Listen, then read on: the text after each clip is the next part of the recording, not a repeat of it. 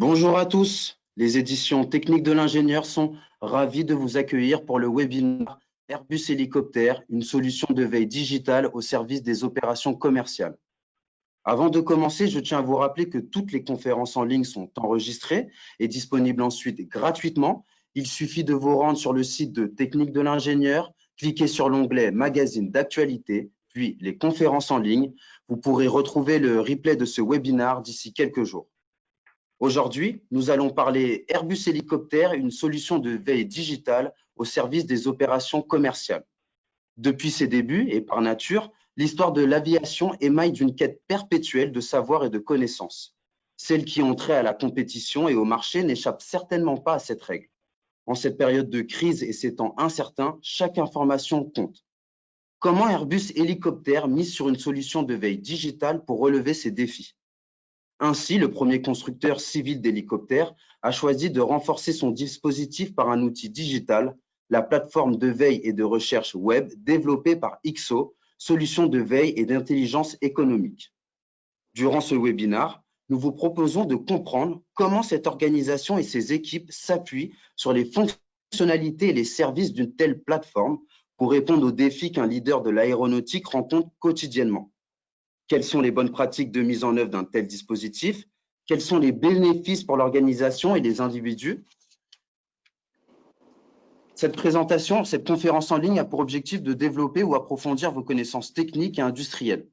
Elle est présentée par M. William Sampson, vice-président Global Business Support Airbus Hélicoptère, M. Gaëtan Martin, chef de projet Business Intelligence Airbus Hélicoptère, et M. Louis-Marc Pérez, directeur commercial XO.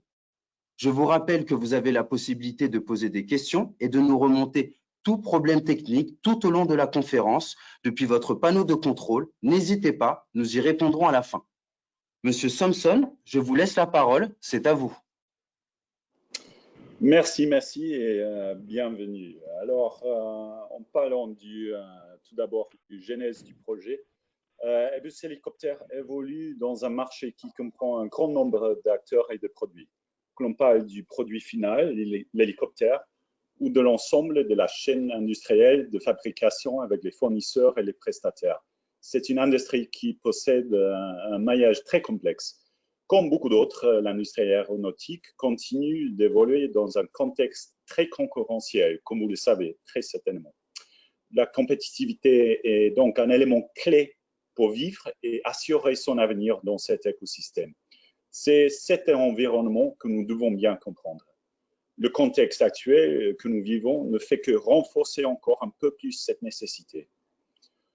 Alors, en termes des ventes, chaque opportunité de vente est importante à identifier, à évaluer et à saisir.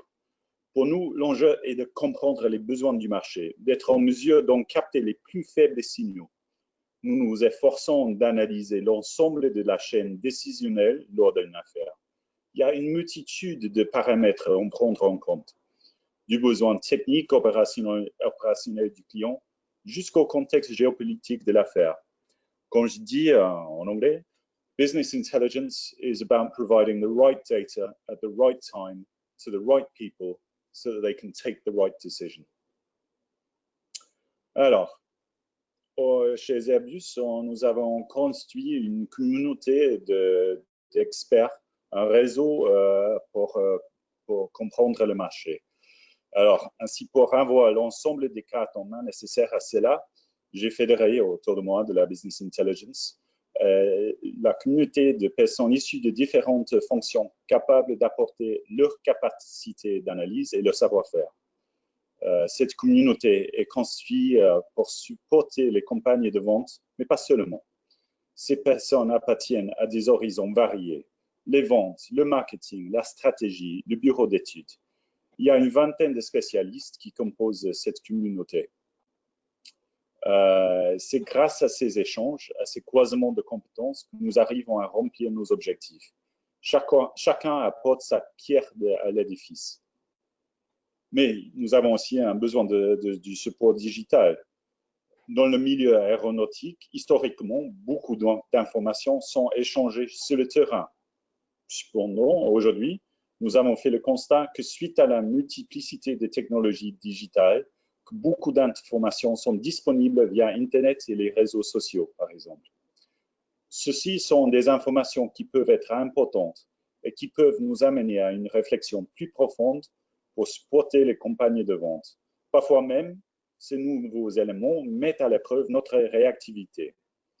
On a donc estimé qu'il était nécessaire et indispensable de renforcer notre organisation en s'appuyant sur une plateforme de veille et de recherche. Il y a un point important à y rappeler.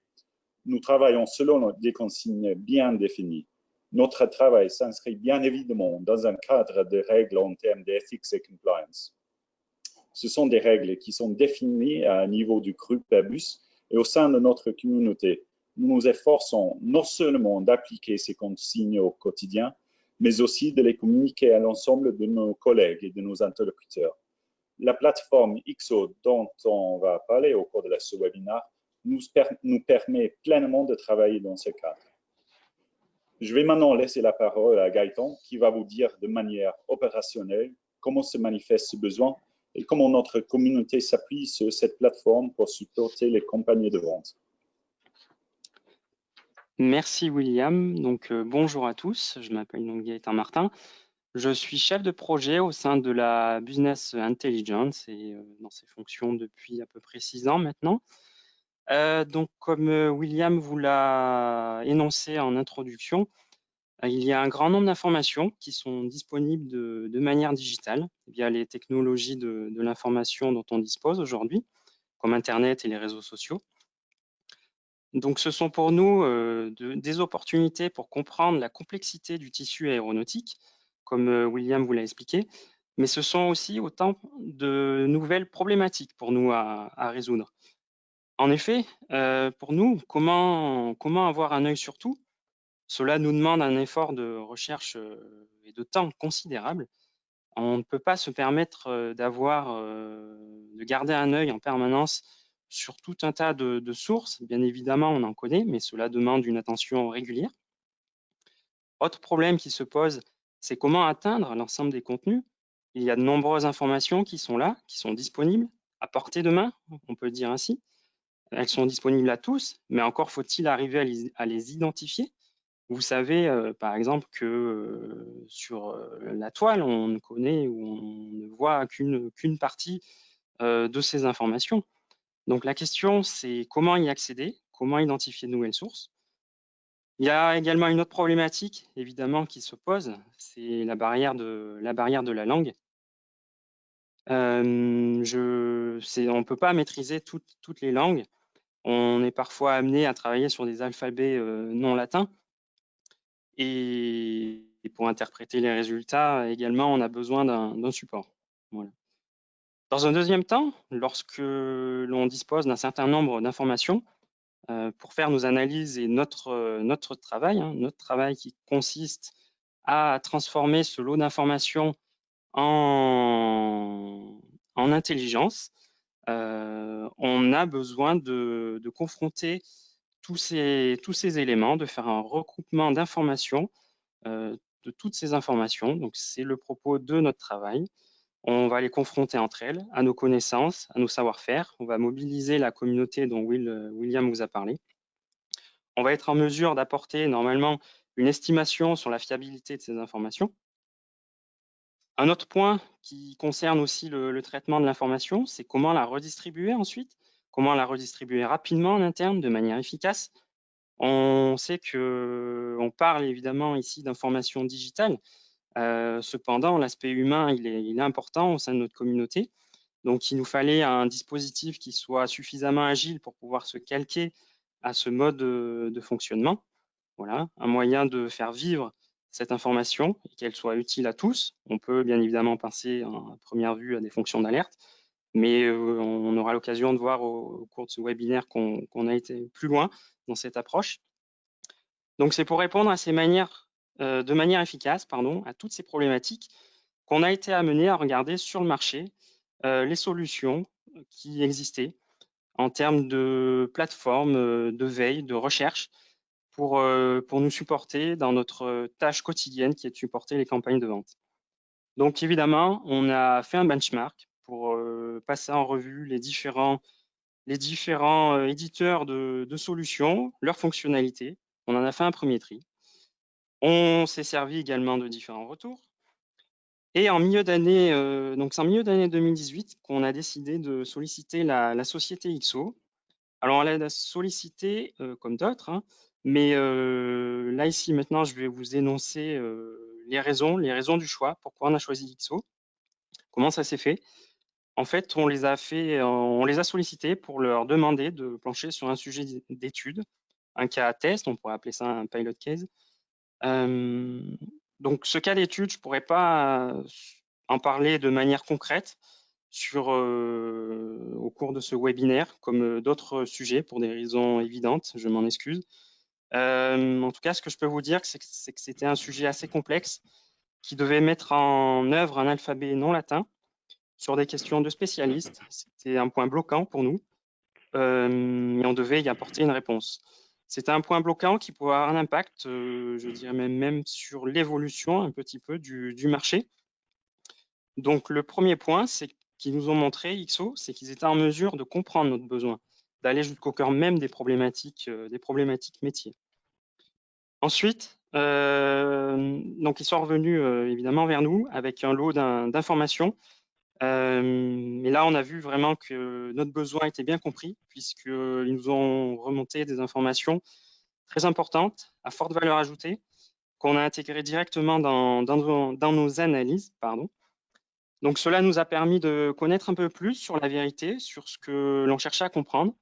Donc brièvement, hein, c'était un élément nouveau qui peut avoir un impact. Ils ont dû faire face à une contrainte de temps. Dans ce cas-là, les informations, nous, on en avait besoin de manière assez rapide et ça nous a débloqué une situation, si on peut dire ainsi. Donc, ils nous ont montré aussi leur réactivité en termes de prestations et de support. Voilà. Donc, une fois qu'on était satisfait sur ces points-là, on avait d'autres questions évidemment à lever.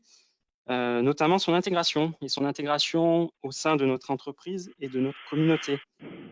De manière traditionnelle, peut-être qu'ici c'est une question de culture d'entreprise, mais qu'on retrouve très certainement ailleurs. Lorsque l'on a des questions à traiter, ces questions doivent parfois être traitées avec rapidité et puis on est ensuite amené à aller sur un autre sujet. Donc là-dessus, ils nous ont proposé une approche intéressante qui nous a satisfaites et qui a fait ses preuves. Hein. Aujourd'hui, ça fait 2 ans qu'on travaille avec XO. Ils nous ont montré qu'ils étaient capables de se calquer sur notre mode de fonctionnement. Pardon. Et ensuite, on a pu voir la plateforme. Et là, je peux dire qu'on a été aussi très agréablement surpris, voire même épaté. On a pu voir qu'on était nous-mêmes même de trouver de l'information grâce à cette plateforme. Donc, ce que je peux dire aujourd'hui, c'est que cette solution, elle est pleinement intégrée dans nos pratiques, dans notre communauté, dans le paysage de notre division. Donc, je pense que maintenant, le mieux, c'est de parler de manière un petit peu plus concrète de la solution. Donc, je vais vous laisser avec Louis-Marc, qui va vous parler de la plateforme en elle-même et de la phase de déploiement au sein de notre communauté. Merci Gaëtan, merci aussi William pour l'introduction. Donc j'espère que vous voyez bien les slides défiler tous. Donc XO est une PME basée à Lyon. On est plus petit, donc plus petit qu'Airbus, c'est moins connu. Donc on va se présenter un tout petit peu. Moi, je suis Louis-Marc Pérez, directeur général adjoint et responsable du marketing et des ventes. XO accompagne ses clients dans le déploiement de dispositifs de veille. Alors les clients d'XO, ce sont des industries présentes dans l'aéronautique, dans la défense, dans la chimie, dans la santé, mais aussi dans l'agroalimentaire et dans le monde des assurances. Lorsqu'on parle de dispositifs de veille, on va parler d'ensemble de moyens qui sont alloués, que ce soit des ressources, des personnes, des outils, des logiciels, qui vont permettre de déployer une culture, je dirais, de veille dans l'entreprise et de dirais, d'assembler ce dispositif au sein d'une communauté pour anticiper et puis ensuite agir, comme l'a dit très bien en introduction William. Alors c'est très important, nos outils, notre plateforme se cale sur le cycle de la veille, qui est le cycle de l'information, qui est connu, hein, planifier, collecter, analyser, et ensuite agir. Et dans agir, on met la partie dissémination de l'information ainsi que la diffusion. Cette partie-là est très importante parce que l'information, c'est comme une matière première, elle a besoin d'être évidemment partagée, d'être lue, d'être analysée, recontextualisée et je dirais que dans le cadre du projet avec Airbus, je dirais le logiciel n'aurait aucune valeur sans la communauté qui a été mise en place. Donc c'est très important. La valeur ajoutée de ce type de dispositif va augmenter au fur et à mesure que l'on va passer dans les étapes de transformation de l'information pour qu'elle puisse devenir de la connaissance. Hein. Moi, je dis souvent, on va laisser infuser l'information pour qu'elle puisse prendre un peu sa place au sein de l'organisation et puis qu'elle soit réutilisée par la suite. Donc, c'est très important dans la valeur ajoutée, donc le retour sur investissement de ce type de dispositif. Avant de parler un peu de l'outil, on va parler de notre côté des caractéristiques du projet. Pardon. On s'est trouvé face à une organisation distribuée avec plusieurs profils d'usage qu'on a segmenté en 3 profils d'usage. Ensuite, des besoins très très variés en termes de recherche d'informations, de type de sujet, de typologie d'informations recherchées aussi, et évidemment un ensemble de langues, comme on le disait en introduction, avec des caractères et un alphabet non latin, ce qui va rendre la lecture un peu plus compliquée. Donc on s'est attelé à la tâche, on avait des solutions pour ça, donc ça tombait bien. Donc en termes d'organisation, la communauté, comme on l'a dit tout à l'heure, hein, joue un rôle très très important. Sans elle, il n'y a pas d'utilisation finalement de l'outil. Et ce qui était important pour nous, c'est de pouvoir se calquer sur cette organisation qui est pas tellement centralisée, qui est un peu décentralisée. On a plus l'habitude d'avoir des choses assez claires sur le papier, mais là l'initiative de William est plus que correcte, comme on dit en anglais. Il y a un effet transverse qui est très très bon pour ce type de projet. Alors, comment on a répondu, notamment en accompagnement? Donc ça a été notre réponse à ces challenges. On a l'habitude de penser grand et de démarrer petit, ce qui est normal aussi, je dirais, dans des projets. Donc c'est une méthodologie qui est proche des projets agiles, qui nous permet en fait de découper le projet en fonction de la vision globale que l'on a, et également de proposer des étapes projets qui sont très courtes avec de fortes valeurs ajoutées, ce qui fait que très rapidement, on va avoir quelque chose de cohérent dans le dispositif et dans le support à nos utilisateurs, support de la communauté, pour apporter rapidement de la valeur tout en maîtrisant les risques qui vont être dépassement des coûts, la valeur que fournit qui n'est pas suffisante. Pardon, alors ça je sais pas ce que c'est, voilà. Donc on a contrôlé ça avec des étapes très courtes pour pouvoir avancer rapidement.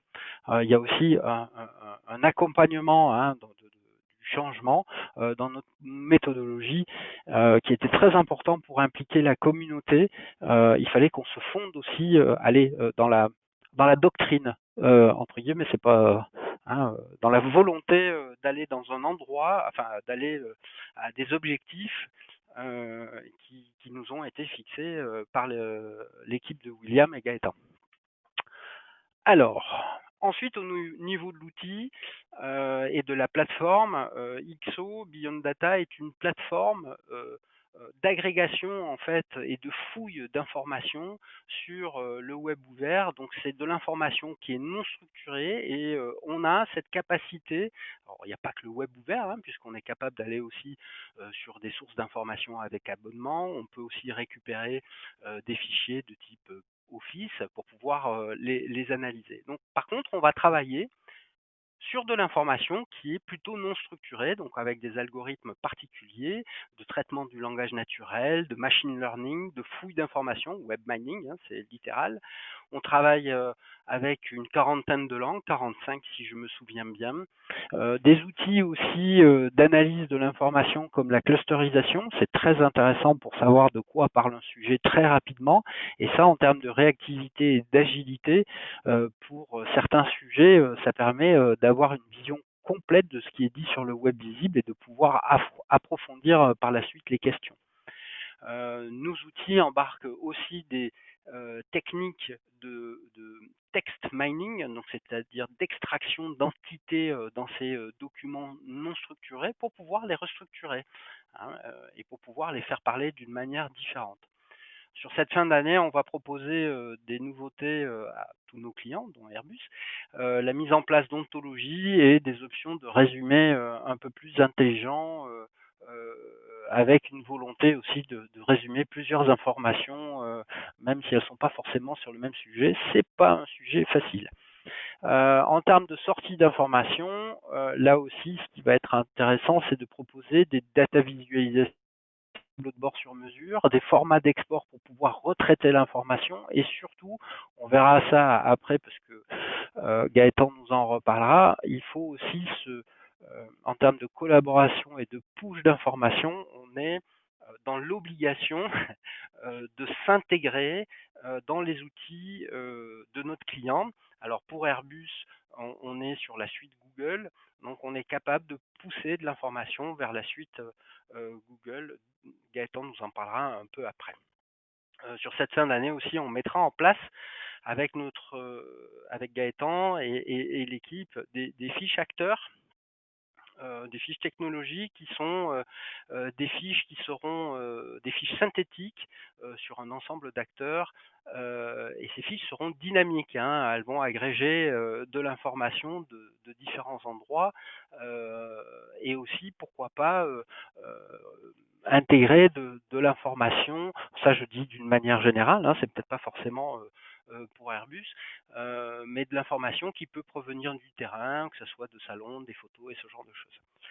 Un point important aussi sur la plateforme et ce qui a aidé, et ce qui n'est pas toujours facile à voir et qui est finalement peut-être pas très intéressant en termes de fonctionnalité, mais c'est la gestion de droits, de rôles et de groupes qui sont très fins dans nos plateformes et qui ont permis à nos consultants d'adapter la plateforme au process de travail du client et non pas le contraire. Et du coup, évidemment, le transformation management est plus facile pour accompagner le client. Mais ça, c'est aussi un de nos points forts, c'est de pouvoir s'adapter à n'importe quel type d'organisation.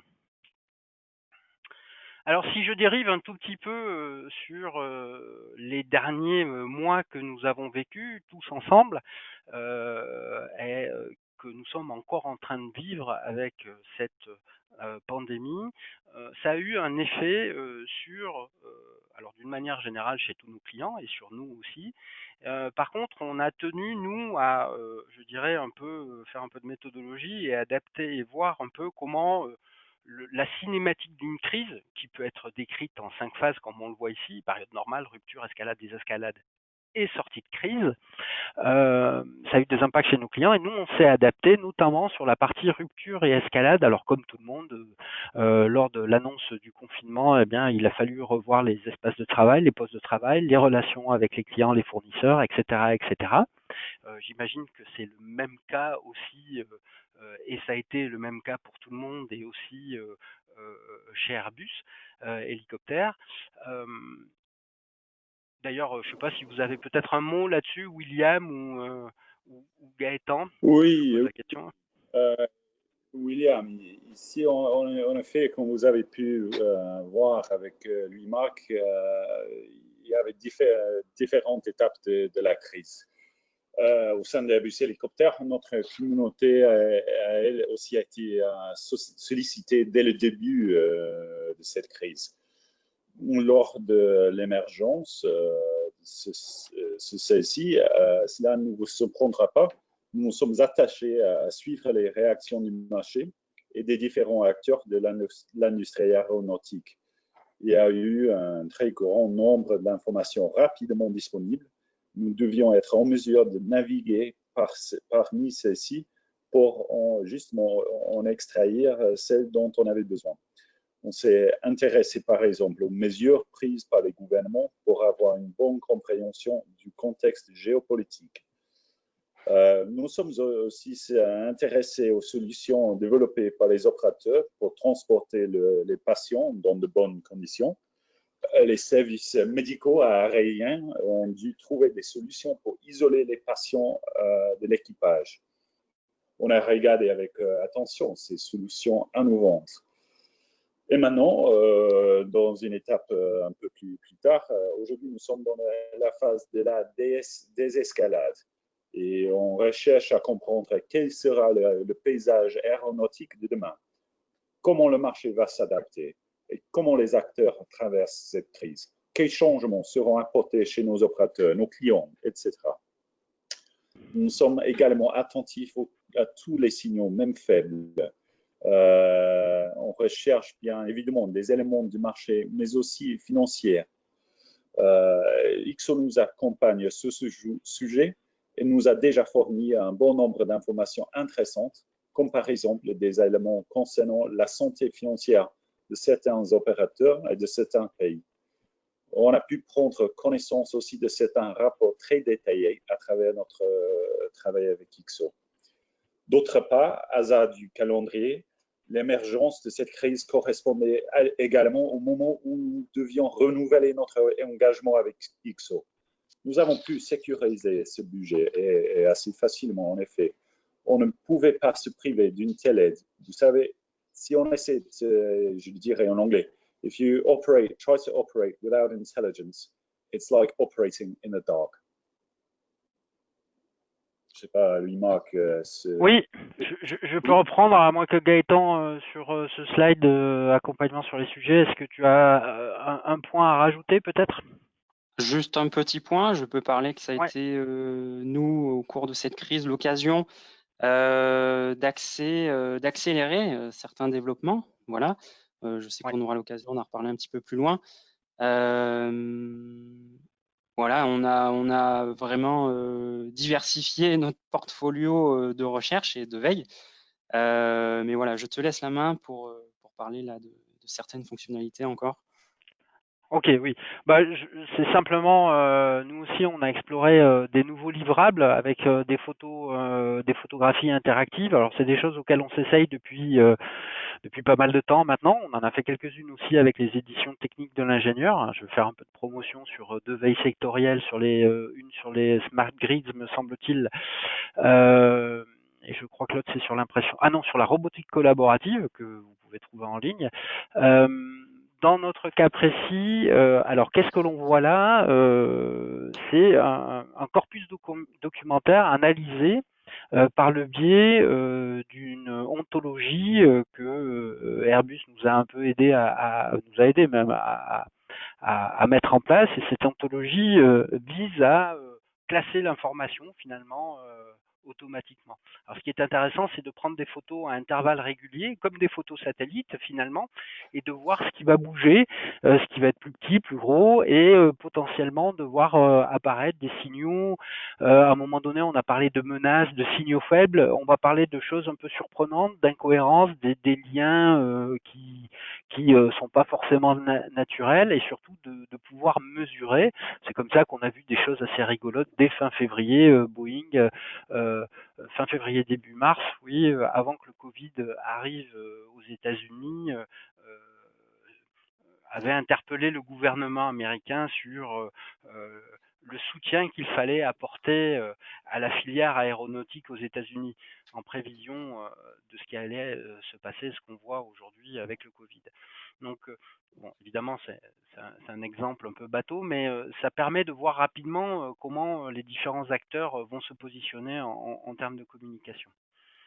Alors, si je reviens un peu sur la méthodologie et sur la méthode et sur je dirais sur la gestion de crise et sur la temporalité des crises, on voit bien qu'il y a aussi une notion de gouvernance de l'information lorsqu'on est en période normale et avec une cellule de veille, je dirais une communauté pour le cas d'Airbus qui, on va dire, travaille normalement. Lorsqu'on va passer en mode crise, on voit tout de suite, quelle que soit la crise, hein, ça c'est pas lié au Covid, on va avoir une surinformation liée à l'événement lui-même, qui peut être tué dans l'œuf assez rapidement ou pas du tout.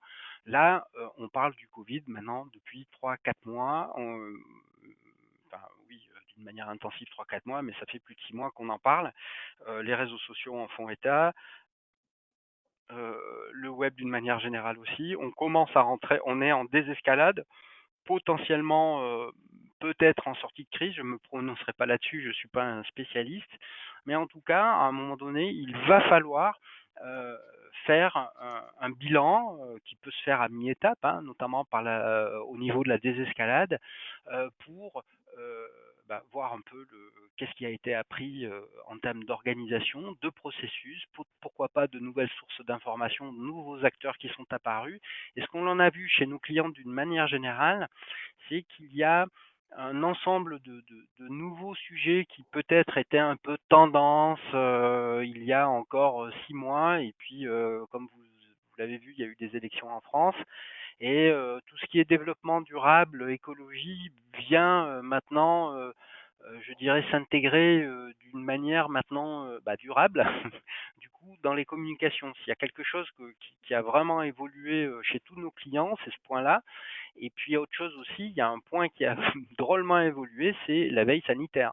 Là, très clairement, une veille liée au risque sanitaire s'est mise en place chez quasiment tous nos clients. Donc ça, c'est très important de pouvoir tirer des leçons apprises de ce type d'événement en espérant qu'on en sorte tous indemnes. Gaëtan. Oui, merci Louis-Marc. Donc nous, comment on a traversé cette crise et puis comment on s'est appuyé sur XO pour nous aider vraiment au cœur même du métier. Donc on en a déjà un petit peu parlé, mais vous vous doutez bien que là en temps de crise, la notion de temps est importante.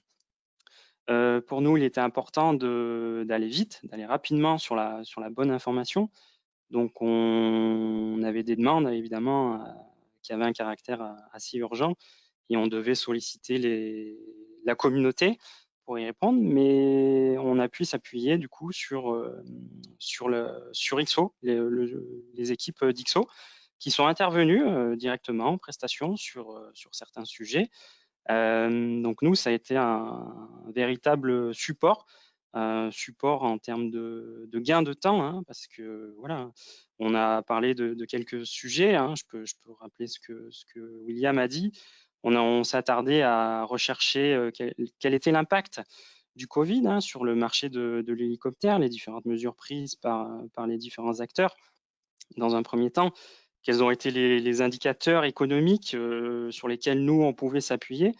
Et là, on a été très agréablement, encore une nouvelle fois, surpris par les apports de cette solution, puisqu'on a même pu identifier, hein, grâce à XO et leurs consultants, on a pu avoir accès à des rapports très détaillés avec des données pays par pays.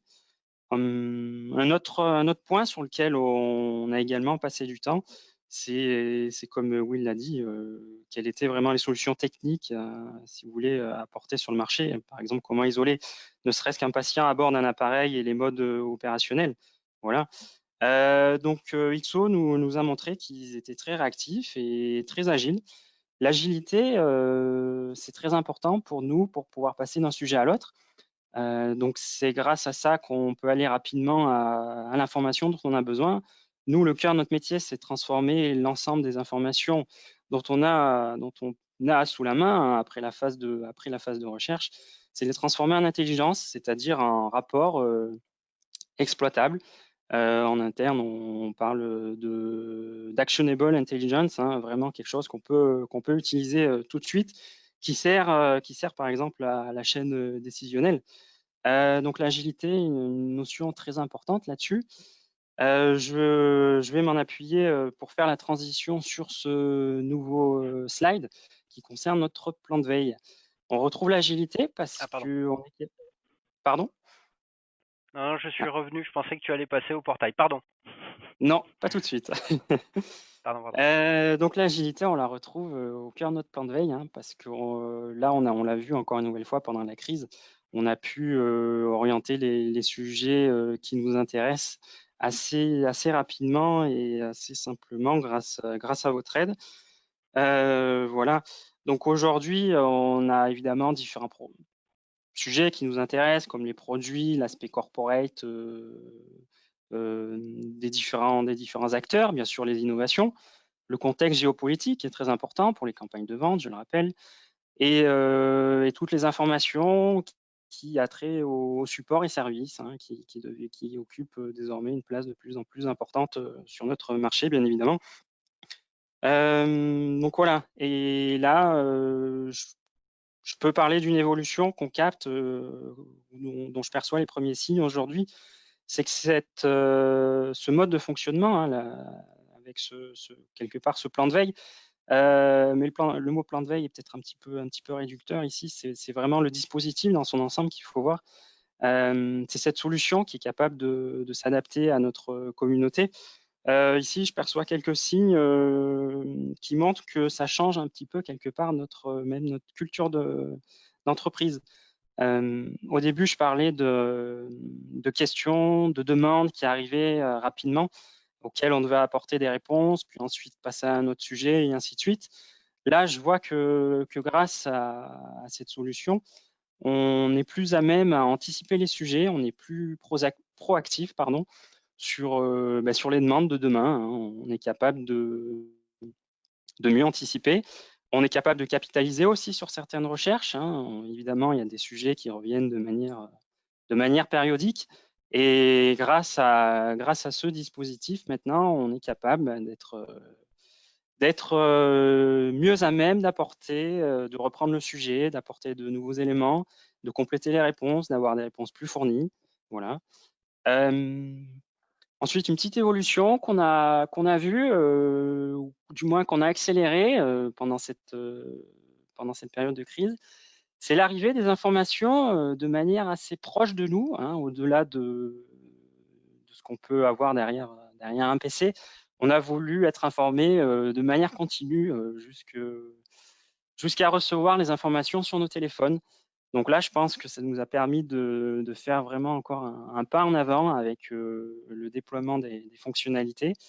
Nous, ça nous apporte beaucoup. Demain, quand on sera en mesure de voyager de manière plus régulière, j'espère, on pourra avoir cette proximité avec les informations. Par exemple, lorsqu'on sera sur le terrain, on pourra croiser les infos terrain avec les infos qui naviguent sur la toile. Voilà. Alors, une autre évolution importante aussi qui est en train de voir le jour là. Tout à l'heure, Louis-Marc vous parlait de notre arrivée là en interne de la plateforme, enfin de la suite G Suite. On utilise actuellement Google Sheet qui nous donne la possibilité de faire un portail interne. Et là, XO a su se montrer réactif pour nous fournir rapidement la capacité d'inscrire, de remonter les résultats dans ce portail. Voilà. Donc, nous, aujourd'hui, c'est une manière plus simple, plus rapide et plus efficace de redistribuer l'information au sein de notre communauté. Donc, on n'a pas eu de problème d'intégration d'un point de vue technique avec la suite G Suite. Donc, ça, c'est très appréciable. Donc ça, c'est un premier point. Donc, la redistribution de l'information au sein de notre communauté d'experts. Hein. Donc, toutes les personnes, tous les spécialistes qui surveillent certains sujets. Chaque spécialiste a un ou plusieurs sujets qui l'intéressent et qui suit régulièrement. Donc là, ils ont la possibilité d'être informés. Il y a un autre avantage de ce portail en interne, c'est qu'on est capable aussi de distribuer l'information au-delà de notre communauté. On a pu en faire l'exemple récemment avec un autre service.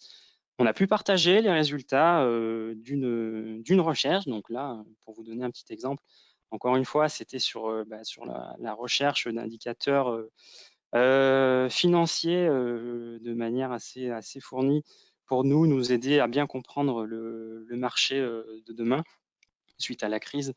Donc là, on a pu le partager directement avec le service qui nous avait sollicité sur cette recherche d'informations. Donc nous, ça nous a fait tout simplement un gain de temps et d'efficacité assez important. Grâce à un portail, il faut voir aussi que là, du coup, on est capable de valoriser l'information. Dans notre métier, des fois, c'est un petit peu difficile l'information, même si elle est importante, et qu'elle peut apporter des éléments tangibles. C'est important de la valoriser. Donc là, avec XO, on a vraiment un moyen pour nous de quelque part de valoriser l'information, la matière première en elle-même, au sein même de notre communauté et de notre entreprise. Voilà. Ok. Alors, on peut maintenant parler des retours là sur investissement tous ensemble. Oui, tout à fait. Oui, donc là, je parlais de la valorisation de l'information, de la matière brute en elle-même, de notre cellule de veille. Je pense qu'on ne va pas répéter tout ce qui est marqué à l'écran. On va peut-être laisser un petit peu le temps à nos auditeurs de lire ça. Pour nous, voilà, XO a vraiment su se calquer sur notre organisation. Avec notre culture d'entreprise, c'était un gros challenge qu'ils ont su relever. Voilà. Aujourd'hui, on a d'autres services au sein du groupe, en dehors de la division hélicoptère, qui sont intéressés, qui suivent notre avancement, notre adaptation, comment XO s'est déployé chez nous. Donc voilà, ça c'est quelque chose évidemment d'intéressant pour nous, pour le groupe. Et donc on est ravis de pouvoir partager ça avec d'autres équipes. Ok, bah, merci Gaëtan, merci William. Je pense qu'on a Merci à vous. terminé. Du coup, peut-être Djibril, au niveau de l'organisation, il y a peut-être un questionnaire et puis évidemment un questionnaire. On avait préparé peut-être 2-3 petites questions, donc je ne sais pas comment ça se lance. Si vous voulez bien reprendre la main, du coup.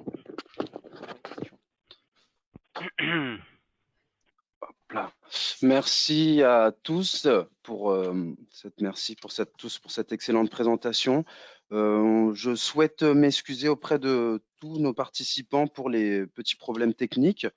Je vous rappelle que vous aurez la possibilité de retrouver ce replay sur le site de Technique de l'ingénieur. Merci à tous pour votre participation. Tout de suite, les questions-réponses. Première question à tous.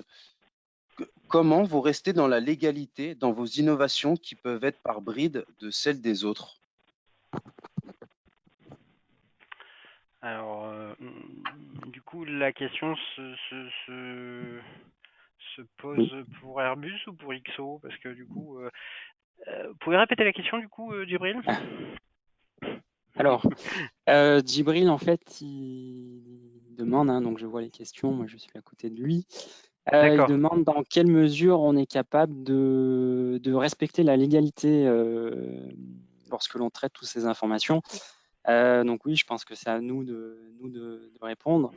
Ce qu'il faut savoir, c'est que, donc pour répondre, c'est que nous, les informations qui sont sur la toile, là, ce sont des informations, ce qu'on appelle là, dans le jargon, des sources ouvertes, de l'intelligence ouverte. Donc, elles sont disponibles.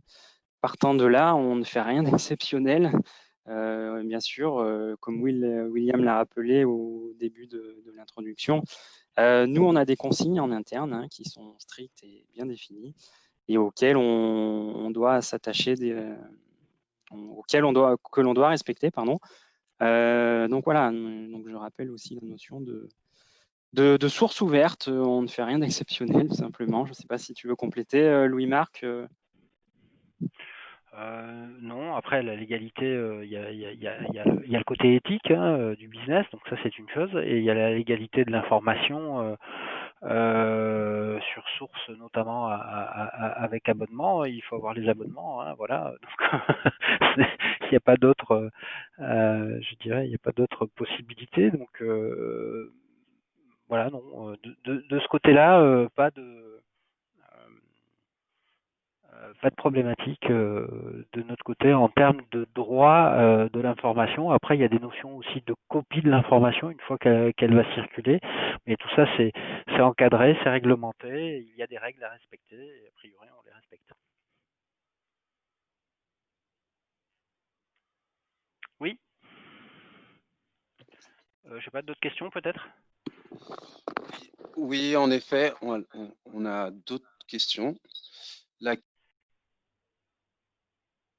identifiée dans le cadre de votre projet.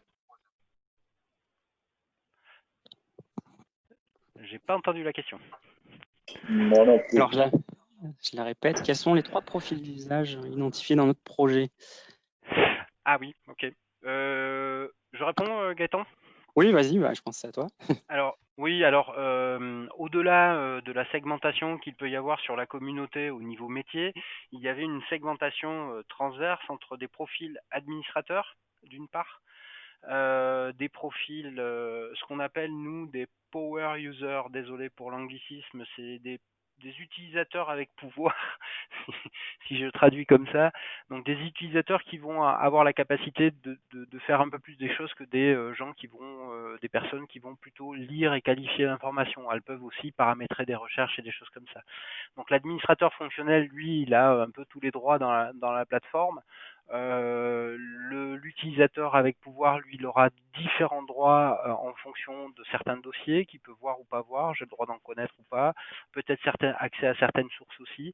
Donc une gestion des droits très fine qui permet en fait de coller aux responsabilités, aux rôles et responsabilités de chacun des acteurs dans la communauté. C'était un point intéressant du projet.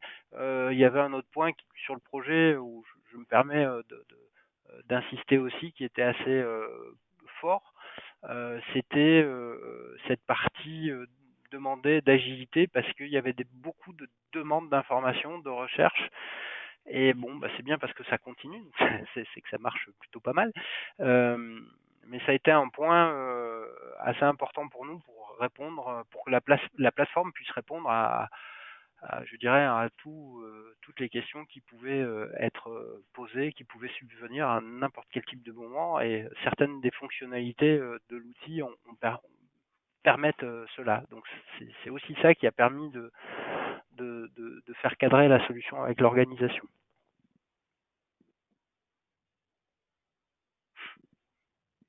Alors, voilà. Merci. On a une autre question. C'est comment est-ce que vous délivrez des rapports de veille périodiques qui rassemblent les éléments collectés? Et ensuite, avez-vous un exemple de rapport à nous montrer?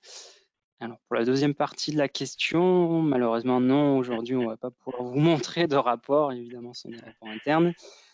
Par contre, à quoi ressemblent les éléments collectés? C'est une bonne question. Je vais laisser Louis-Marc compléter ma réponse. Aujourd'hui, on travaille avec, j'en ai un petit peu parlé dans le plan de veille, différents sujets, donc bien sûr qui sont monitorés, et on reçoit les résultats. Les dernières news, on les reçoit dans ce qu'on appelle des flux news, des news feeds. On les reçoit donc dans notre portail. Ils ont été intégrés via un flux RSS. Donc c'est un moyen aujourd'hui qui nous a permis d'atteindre l'ensemble de la communauté. Il y a d'autres moyens, bien sûr, notamment dans le cadre des prestations là, avec XO. Donc là-dessus, Louis-Marc, peut-être tu peux en parler. Oui. Donc un moyen un moyen simple, comme tu viens de le dire, c'est de diffuser l'information dans un portail d'information quel qu'il soit, que ce soit de la technologie Google Suite, Google Site ou SharePoint ou autre. Je dirais, on a aussi nos propres outils portail de livraison de l'information avec des mesures d'audience aussi sur les informations. C'est intéressant de savoir que certains sujets sont plus consultés que d'autres. Alors, est-ce qu'ils sont mis en valeur par l'équipe de veille? Bon, ça, c'est encore autre chose. On a la possibilité d'exporter de l'information au format HTML, XML, donc il y a plusieurs formats d'export, aussi PDF, avec simplement parfois uniquement le titre des informations qui n'a pas été réécrit, et dans certains cas, il peut y avoir des synthèses qui peuvent être faites aussi par des experts et des analystes. C'est le cas en tout cas dans la business intelligence, dans la communauté business intelligence chez Airbus, où l'information est reprise, disséquée, analysée, recontextualisée. Mais lorsqu'on est, allez, passez-moi l'expression, sur faire passer de l'information, le plus simple, ce sont les alertes délivrées par la plateforme, où on a simplement titre et URL direct vers le site. Après, en fonction des accords qu'il peut y avoir, notamment en termes de gestion de l'information et de droit, par exemple des sources avec abonnement, là, on est obligé aussi de respecter un certain formalisme. Voilà, il peut y avoir aussi, j'ai parlé des exports PDF avec sommaire construit automatiquement et résumé automatique de chacun des articles. Alors résumé extractif, on extrait des bouts de phrases pour le moment dans le livrable. Donc, et puis ça peut être tout simplement pousser une news à quelqu'un en lui disant regarde ça tout de suite, j'ai la réponse à ta question, c'est ici, page 3. Voilà, donc il y a plusieurs niveaux de communication avec aussi des notions de bulletin de veille. Pour le projet Airbus, le bulletin de veille est fait par ailleurs avec d'autres outils, mais les informations qui sortent de la plateforme vont directement dans des outils. Après, je crois qu'il me semble que c'est fait en interne avec des outils particuliers de publication de l'information. Voilà pour les systèmes de diffusion. On peut pousser aussi directement vers des messages, des SMS, des choses comme ça. C'est pas le courant de nos projets, mais ça arrive dans certains cas. Et évidemment, en termes de livraison de l'information, on va avoir des data visualisations et des cartographies sur mesure aussi, comme je vous ai montré tout à l'heure, qui sont des livrables dynamiques qui se construisent automatiquement et du coup qui sont consultables avec l'information globale analysée, mais aussi l'information primaire et le lien vers l'information primaire. Primaire dans le sens présent sur le site qui a publié. Voilà, j'espère avoir répondu. Merci pour cette réponse. Question suivante. Est-ce que cette plateforme permet de rechercher a posteriori les articles collectés sur un thème donné ou sur une période donnée? Oui, voilà. La réponse est simple. Oui, bien sûr. Parfois, on intervient avec des clients sur des états de l'art, donc il faut parfois revenir un peu en arrière. Et on a aussi dans les usages de la plateforme, chez certains de nos clients, l'étude d'antériorité.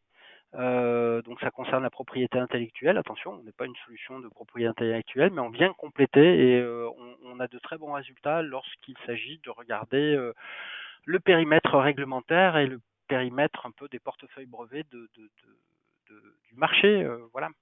Et on a eu de très bons retours chez nos clients où ça s'est allé au bout de certaines procédures d'antériorité de brevet et donc de pouvoir challenger certains acteurs sur leur périmètre d'innovation. Mais donc oui, pour la réponse, oui, on peut revenir en arrière. On ne prend pas que les actualités. Notre terrain de jeu, c'est, je dirais, le web ouvert, voilà, en plusieurs langues.